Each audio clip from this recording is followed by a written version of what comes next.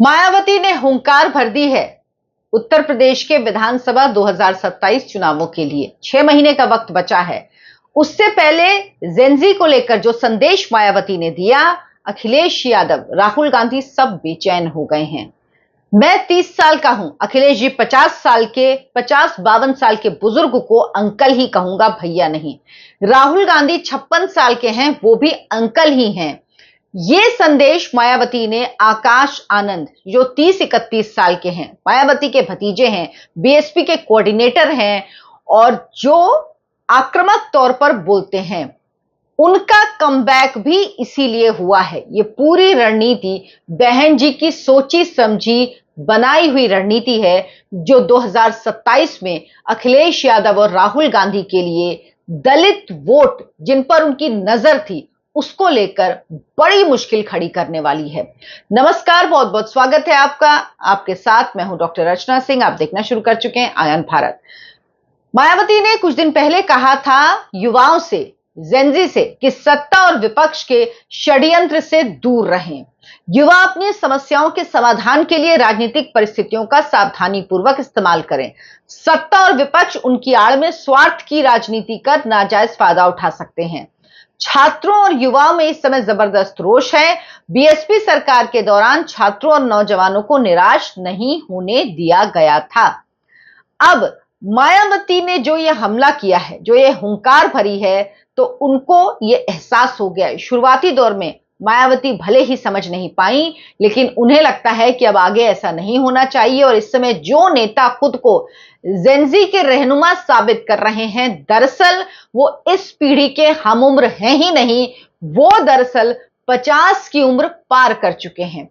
और ये बात मायावती ने आकाश आनंद को मैदान में उतारकर आकाश आनंद की कमबैक के साथ संदेश जेनजी को साफ दे दिया है कि आपके लिए न समाजवादी पार्टी में कोई है, भले ही वो खुद को युवा कहते हैं। राहुल गांधी जो चिर युवा हैं, 4 साल बाद जिनकी पेंशन शुरू हो जाएगी 60 साल में, वो चिर युवा भी आपके आसपास भी नहीं है। तो इनमें से कोई भी नहीं है जो आपकी रहनुमाई कर पाए। वो लीडर, वो नेता सिर्फ बीएसपी में है और उसका नाम है आकाश आनंद।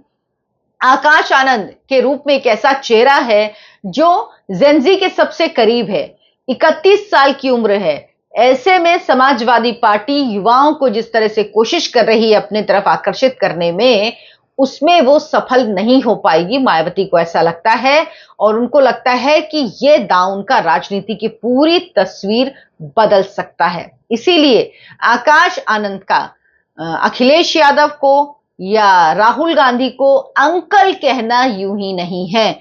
ये अंकल दरअसल मायावती की 2027 चुनावों में वोट के, उनकी जो वोट है उसको वापस पाने की एक कुंजी है, जिसका इस्तेमाल वो सफलतापूर्वक और सावधानी पूर्वक कर रही हैं।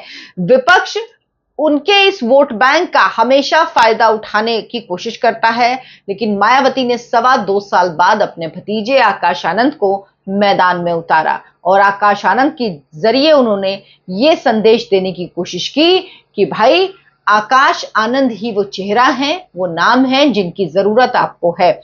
आकाश आनंद जो बीएसपी में मायावती के बाद आप कह सकते हैं सबसे ज्यादा लिया जाने वाला नाम है। मायावती के छोटे भाई आनंद कुमार के बेटे हैं, लंदन से एमबीए कर चुके हैं, 2017 में राजनीति में पहली बार आए थे। और मायावती को अपने भतीजे, पढ़े लिखे भतीजे की काबिलियत पर शक नहीं। हालांकि शादी के बाद उनके ससुर को लेकर कभी मायावती बाहर करती हैं, फिर उनको शामिल कर लेती हैं आकाश आनंद को, तो ये चलता रहता है।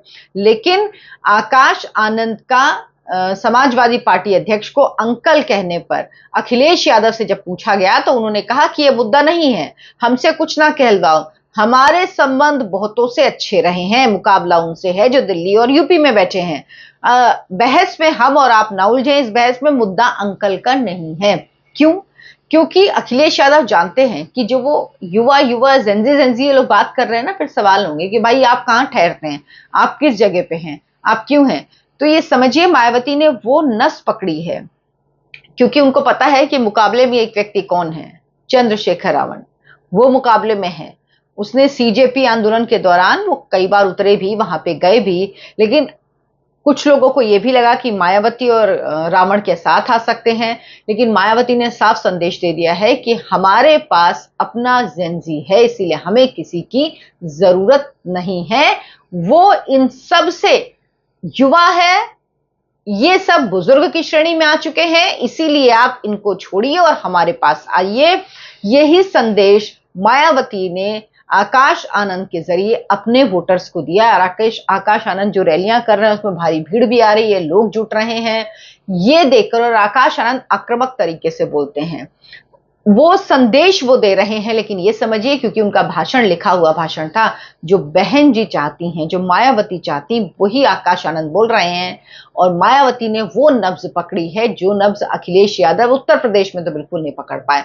वो राम मंदिर चंदा चोरी में पड़े हुए हैं, दान चढ़ावा चोरी में पड़े हुए हैं, जिसका कोई सर पैर नहीं है, जिसके लिए लोग तो कम से कम उन पर तो भरोसा नहीं करेंगे। लेकिन मायावती जानती हैं कि दरअसल असली नस क्या है, किस मुद्दे को पकड़ना है, किस चीज को करना है, क्योंकि उत्तर प्रदेश में बड़ी आबादी युवा है। और इसी को ध्यान में रख के मायावती अपनी 2027 के चुनावों की रणनीति बना रही हैं। उनके सामने मुकाबले में योगी आदित्यनाथ हैं। योगी आदित्यनाथ जो कि वो भी अखिलेश यादव से तो छोटे ही हैं मेरे हिसाब से, अगर मैं कंफ्यूज नहीं हो रही हूं तो मेरे हिसाब से अखिलेश यादव से वो छोटे हैं, बाकी एक बार कंफर्म करना पड़ेगा मुझे।